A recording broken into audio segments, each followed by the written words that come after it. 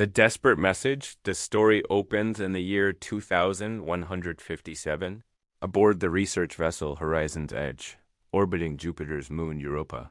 Dr. Alex Mason, a xenolinguist, picks up an unusual transmission during routine deep space monitoring. The signal is unlike anything humanity has encountered, layered with mathematical patterns that suggest intelligence. But wrapped in what sounds like screaming, working alongside communications officer Lisa Park, Alex spends 3 sleepless days decoding the message. What they discover chills them to the bone. The transmission is a distress call from the Korean Republic, a peaceful civilization located 47 light years away in the Kepler system. Their message is simple yet terrifying. They are being systematically exterminated by a species they call the Devourers. The Koreans describe themselves as a species of gentle scholars and artists, numbering nearly 12 billion souls across 4 worlds. They have never known war, never developed weapons beyond basic hunting tools. Their society is built on knowledge, art, and peaceful coexistence. But now, metallic ships darker than space itself have appeared in their system, and death reigns. From the sky, the Devourers, as described in the Desperate transmission, are methodical in their destruction. They don't simply kill, they harvest. Entire cities are stripped of life, their populations taken for unknown purposes. The Koreans have watched 3 of their 4 worlds go silent in the past 6 months. Their last planet, Korea Prime, has perhaps weeks left. The transmission includes star charts, showing the location of their system and the path of destruction the Devourers have carved through space. Most disturbing is the revelation that the Devourers are moving in a pattern, a spiral that, when projected forward, leads directly toward Earth's galaxy.alex, and Lisa immediately alert Earth Command. The response is swift and decisive. Admiral James Torres, commander of Earth's United Defense Force, calls an emergency session of the Global Council. The debate is fierce but brief. Some argue that humanity should focus on its own defenses, that getting involved in alien war is suicide. Others, led by President Maria Gonzalez, argue that if humanity doesn't act now, they'll face the Devourers alone later. The decision is made within hours. Humanity will respond to the call for aid. What the galaxy doesn't know is that humanity has been preparing for this moment for decades. The scars of the resource wars of the 21st century, their climate catastrophe, and the near extinction event of 2089 have forged humanity into something new. They have learned that peace is not the absence of conflict, it's the readiness to defend what matters. The United Earth fleet begins mobilization immediately. Admiral Torres selects Captain Ryan Mitchell to lead the expeditionary force aboard. The flagship Defiance, a massive battle cruiser that represents humanity's finest military technology. The ship is armed with plasma cannons, kinetic bombardment systems, and humanity's most closely guarded secret fusion bombs that can crack planets. As the fleet prepares to depart, Alex volunteers to join the mission as a translator and cultural liaison. He knows the Korean language now, and he's haunted by their final message. We die as we lived in hope that someone, somewhere, will remember us with kindness. The story's first part ends with the launch of the human fleet. 12 ships, carrying humanity's best warriors, scientists, and technology, slip into hyperspace. Their destination, a dying civilization that has never known the fury of war. What the Devourers are about to learn is that humanity does know war. They've mastered it, survived it, and emerged stronger.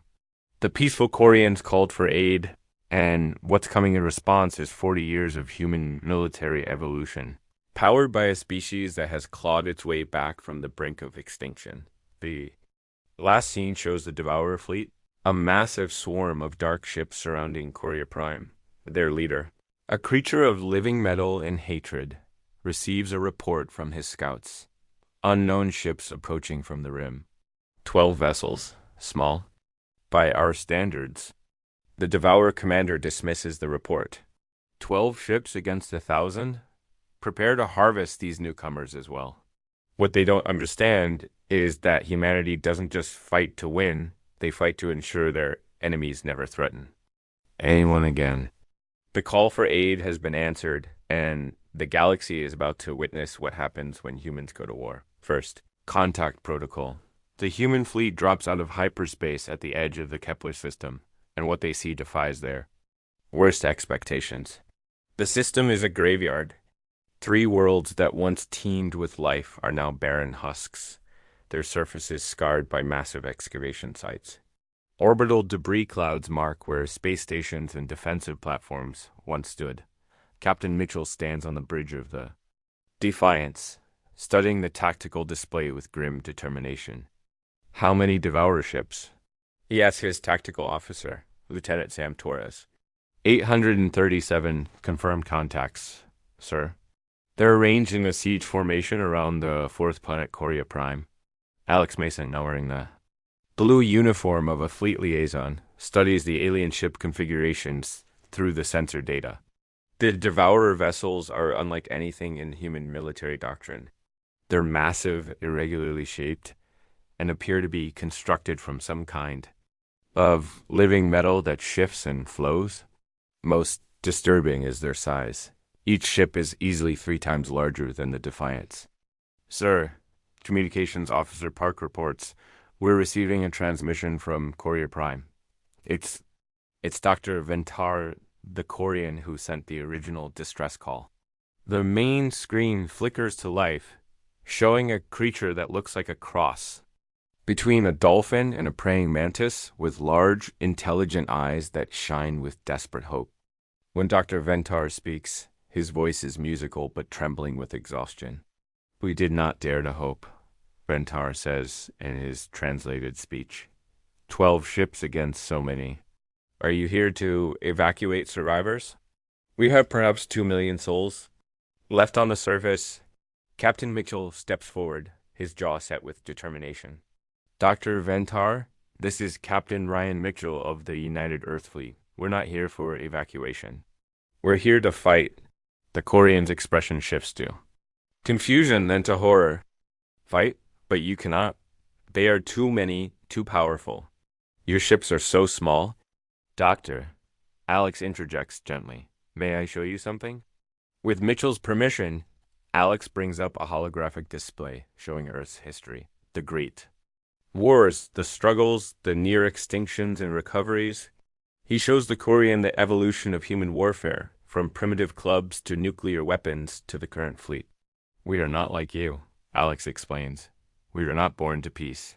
We earned it through fire and blood. What you see as 12 small ships, we see as 12 floating fortresses, each one capable of glassing a planet. The Devourer fleet has noticed the human arrival. Their formation begins to shift, with 50 ships breaking away from the siege to investigate these newcomers. The lead Devourer vessel, a massive creature of black metal and pulsing red lights, broadcasts a message in a language that sounds like grinding metal. Alex's translation software works frantically. They're asking us to surrender. They say they will harvest us quickly if we comply. Captain Mitchell's laugh is cold and sharp. Harvest us? Send them a reply. The response goes out in multiple languages, but the core message is simple. This is the United Earth Fleet. You are committing genocide against a peaceful species. Withdraw immediately or face the consequences. The Devourer reply comes in the form of action. The lead ships open fire with weapons that tear through space itself, beams of energy that have wiped out entire civilizations. The attack is devastating, designed to vaporize the small human fleet in a single volley. What happens next sends shockwaves through both fleets. The human ships don't dodge, they don't retreat. Instead, they activate their defensive system shields that don't just deflect energy but absorb and redirect it. The Devourer attack strikes the human fleet and simply ... stops. The energy is captured, stored, and then fired back at twice the intensity. 3 Devourer ships are destroyed instantly. The rest of their fleet recoils in shock. Impossible. The Devourer commander broadcasts. What are you? Captain Mitchell's response is broadcast across all frequencies, ensuring that every ship in the system, human, Korean, and Devourer can hear it clearly. We are humanity. We are the species that survived ice ages, plagues, wars, and the death of our own world. We are the children of Earth, and we have come to teach you the difference between hunting sheep and fighting wolves. The human fleet advances. 12 ships, moving in perfect formation against an enemy that has never known defeat. On Korea Prime, millions of Koreans watch their sensors in amazement as the impossible begins to unfold. The harvest is about to become a hunt, and for the first time in their existence, the Devourers are about to become the prey. The art of war, the first engagement lasts exactly 17 minutes.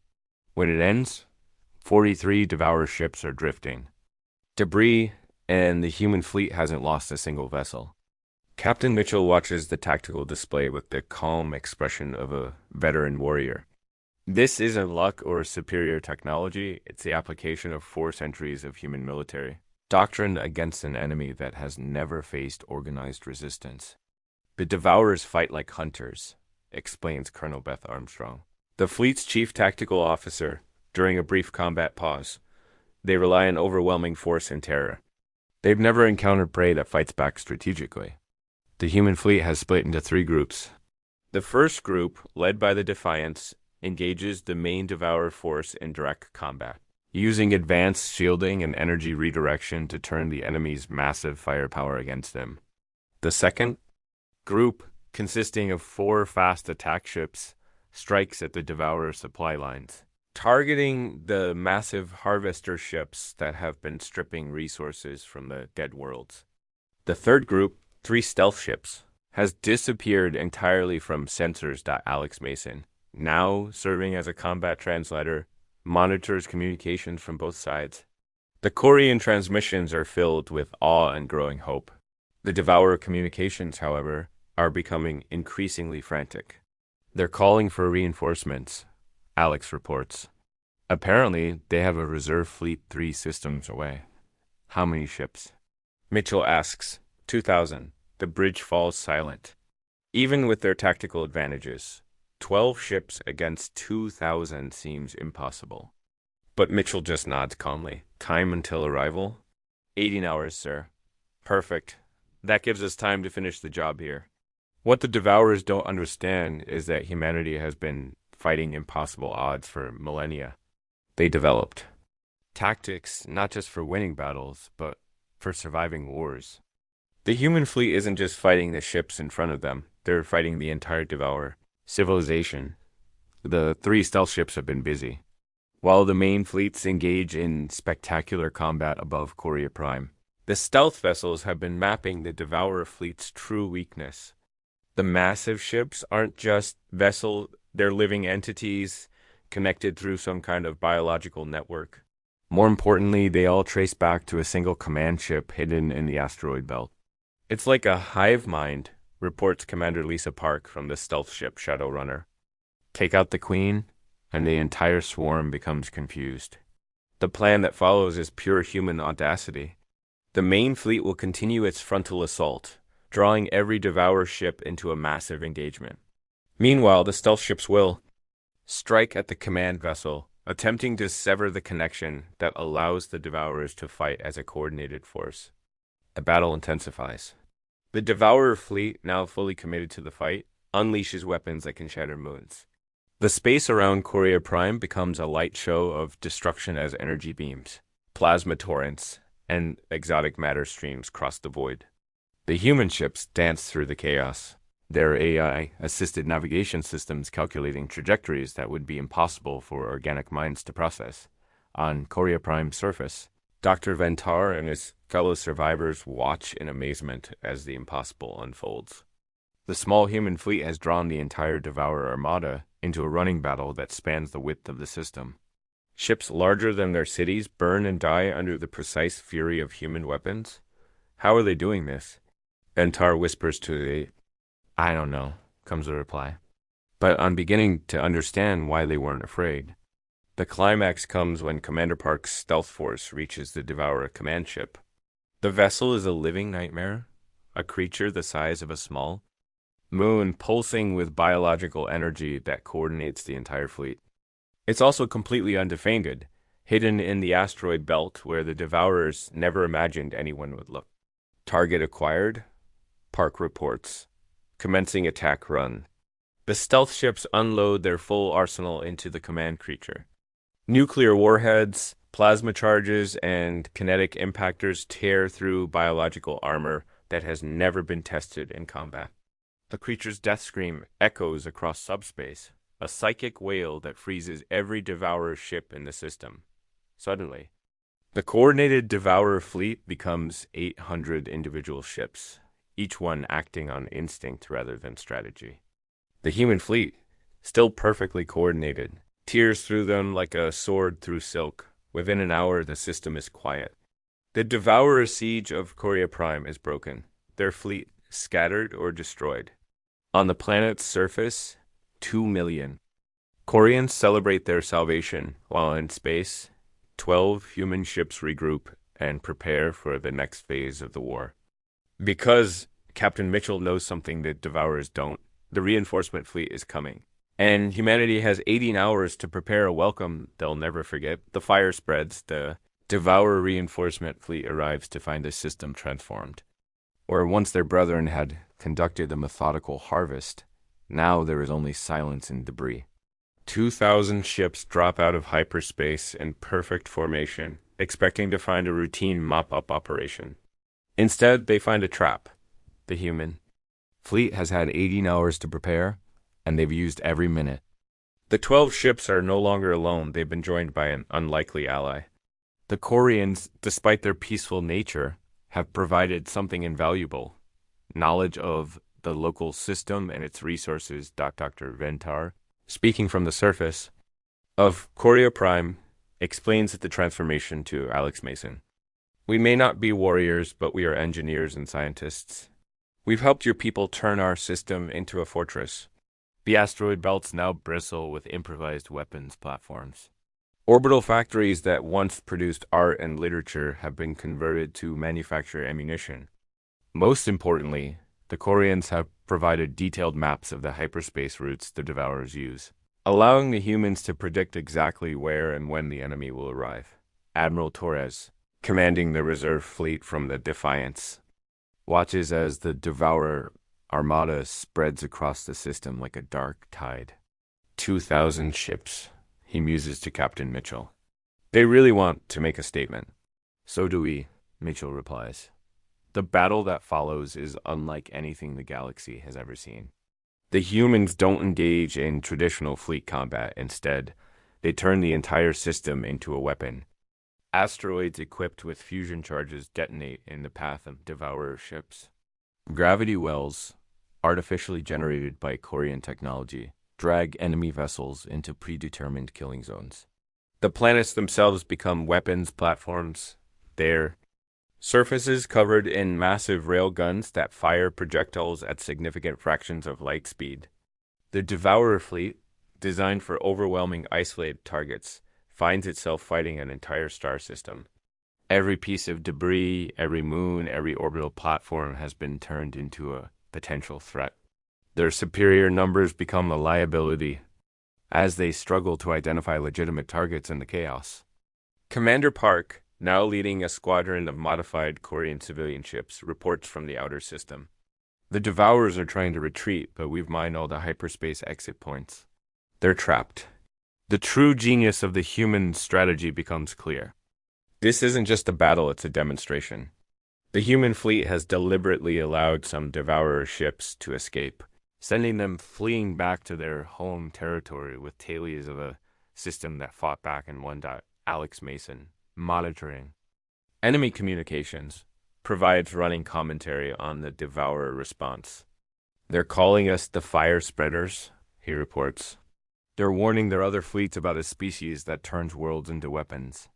As the battle winds down, the scope of the human victory becomes clear. Of the 2,000 Devourer ships that entered the system, fewer than 50 escape. The remainder are destroyed or disabled, their crews captured for interrogation.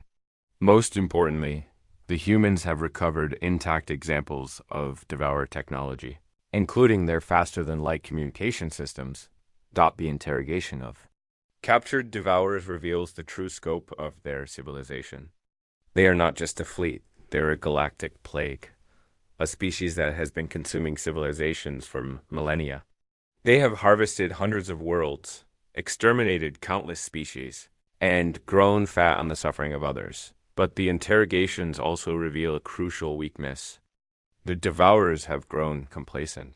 For 10,000 years, they have faced only victims, never enemies. Their technology is powerful but stagnant. Their tactics are brutal but predictable. Most importantly, their society has no concept of strategic thinking beyond the next harvest. Captain Mitchell, studying the intelligence reports, makes a decision that will echo through galactic history. "We're not going to wait for them to regroup and return," he announces to his senior staff. "We're taking the war to them." The plan is audacious, even by human standards. Using captured devourer technology and the hyperspace routes provided by Korean scientists, the human fleet will strike at the heart of devourer space.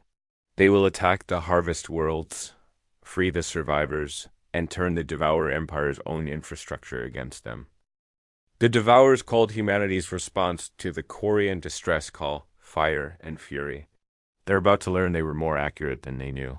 The reckoning, the human fleet emerges from hyperspace in the heart of devourer space, a region of the galaxy that has known only conquest for 10 millennia. What they find there defies description. A vast network of harvest worlds, each one a monument to systematic genocide.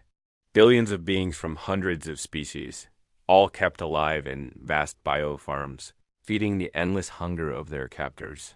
Captain Mitchell stands on the bridge of the Defiance, studying the tactical display with eyes that have seen too much. "How many?" he asks quietly. "Conservative estimate. 50 billion sentient beings across 12 worlds," reports Lieutenant Torres, his voice hollow with shock. They're being farmed like livestock. The Devourer home system is a testament to their success as galactic predators. Massive processing stations orbit dead worlds, breaking down the accumulated wealth of 1,000 civilizations. Factory ships the size of continents churn out more vessels for the endless fleet. At the center of it all sits the Devourer homeworld, a twisted amalgamation of organic and mechanical technology, pulsing with the stolen life force of entire species. "Sir," Alex Mason reports from his station, "we're receiving transmissions from the harvest worlds, the survivors, ... They know we're here. They're begging for help. The 12 human ships are hopelessly outnumbered. The Devourer home fleet consists of over 10,000 vessels, each one larger and more heavily armed than anything humanity has ever built. By every tactical analysis, this is a suicide mission, which is exactly what makes it perfect. All ships." Mitchell broadcasts to his fleet, "Remember what we learned from the Koreans? Sometimes the greatest weapon isn't what you carry, it's what you inspire others to carry." The human attack begins not with weapons, but with words. Using the captured devourer communication systems, Alex Mason broadcasts a message to every harvest world, every processing station, every corner of the empire. The message is simple. Resistance is possible. Today, we show you how. The first target is a harvest world designated by the Devourers as Farm Station 7. The planet holds nearly 4 billion beings from dozens of species, all kept in a state of living death to feed their captors. The human fleet drops out of hyperspace directly above the planet's surface, bypassing the orbital defenses entirely. What follows is not a battle, but a liberation. The human ships don't engage the Devourer fleet. Instead, they use their advanced technology to break the control systems that keep the harvest worlds operational. Stasis fields collapse, biocontainment systems fail, and for the first time in millennia, the Devourer's victims are free to fight back. The result is chaos beyond imagination. 4 billion beings, representing the survivors of dozens of civilizations, turn on their captors with the fury of the long oppressed. The Devourer ground forces, accustomed to managing docile livestock, are overwhelmed by the sheer rage of beings who have been tortured for generations. Commander Park, leading the liberation of Farm Station 7, reports back to the fleet. It's working, sir.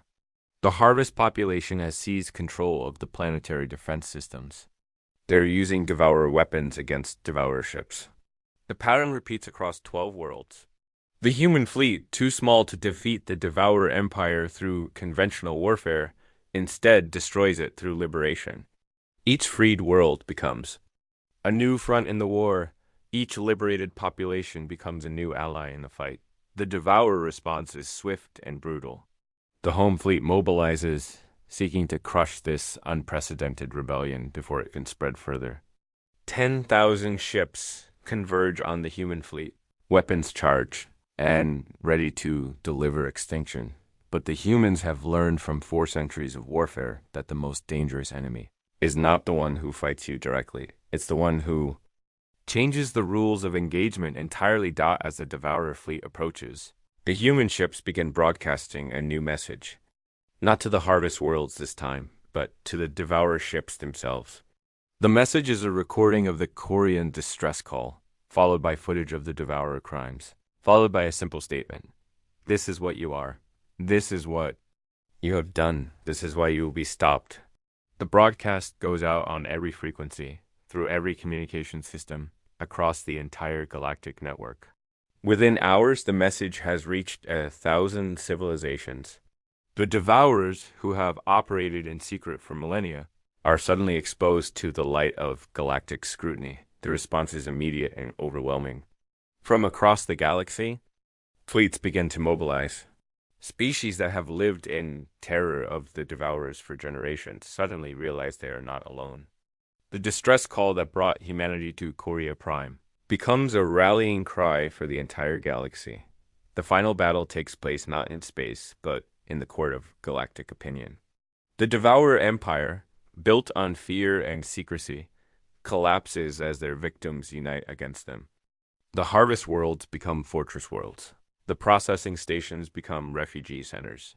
And the Devourer fleet finds itself hunted across the galaxy by an alliance of species they once considered prey.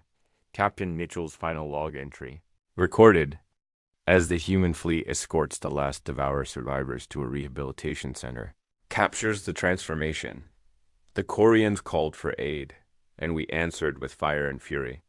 But what we discovered was that the greatest weapon against evil is not destruction, it's the courage to stand up and say no more. Today, the galaxy learned that lesson. Tomorrow, it will be a different place. The human fleet returns to Earth as heroes, but more importantly, they return to a galaxy where the strong protect the weak, where distress calls are answered, and where the darkness of predation has been replaced by the light of cooperation. The age of the Devourers is over. The age of the Galactic Alliance has begun. The end asterisk.